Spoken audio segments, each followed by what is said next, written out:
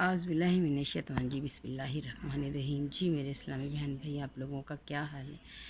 اللہ تعالیٰ آپ لوگوں کو ہمیشہ خوش و خرم رکھے۔ زندگی میں بہت سارے ایسے معاملات ہوتے ہیں جہاں انسان بے بس ہوتا ہے، لیکن ہم لوگوں کو ہمت نہیں ہارنی چاہیے۔ بس پچھلے دنوں طبیعت ایسی تھی کہ ویڈیو نہیں اپلوڈ کر سکی۔ آپ لوگ میرے لیے دعا کریں کہ اللہ تعالیٰ مجھے صحت تندرستی دے، اور وہ جو میرا مقصد ہے جس کے لیے میں نے یہ چینل بنایا ہے، میں کامیاب ہو سکوں۔ آپ کی دعاؤں کا بہت بہت شکریہ۔ آج ہم بات کرتے ہیں سورہ ناس کی۔ سورہ ناس ہے اعوذ باللہ من الشیطان بسم اللہ الرحمن الرحیم۔ دیکھیں جی، اس کا ہم ترجمہ آج دیکھتے ہیں کہ اس میں اللہ تعالیٰ نے ہم لوگوں کو کیا بتایا ہے۔ قل اعوذ رب الناس، تم کہو میں اس کی پناہ میں آیا جو سب لوگوں کا رب ہے، مالک الناس، سب لوگوں کا بادشاہ، الہ الناس، سب لوگوں کا خدا، من شر الوسواس الخناس، اس کے شر سے جو دل میں برے خیالات ڈالے، الذی یوسوس فی صدور الناس،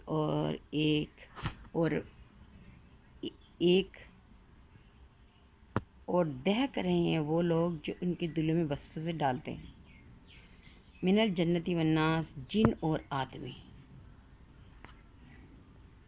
سمجھ آئی ہے کہ کہہ دو کہ میں اللہ کی پناہ میں آ گیا ہوں جو کہ سب کا بادشاہ ہے اور جو سب کا خدا ہے، اور ان لوگوں کی شر سے میں پناہ چاہتا ہوں کہ جو لوگوں کے دلوں میں خطرے اور لوگوں کے دلوں میں وسوسے ڈالتے ہیں۔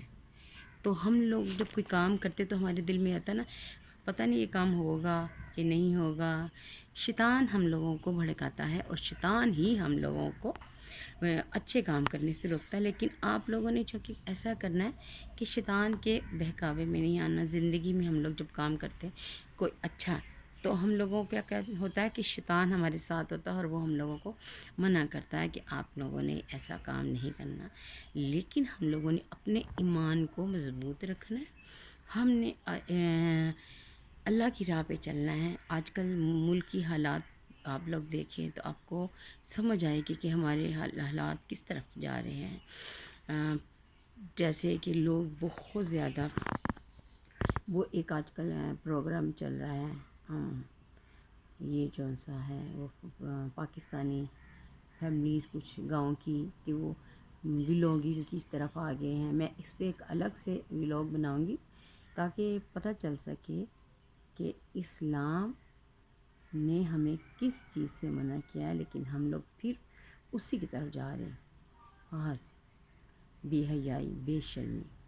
تو اللہ تعالیٰ ہم لوگوں کو، ہماری بچیوں کو ان معاملہ سے بچا کے رکھے، اور اللہ تعالیٰ ہمارے حالوں پر رحم کرے، کیونکہ ہم مسلمان ہیں اور ہم لوگوں نے اللہ کے بتائے ہوئے دین کے مطابق اپنی زندگی بسر کرنی ہے۔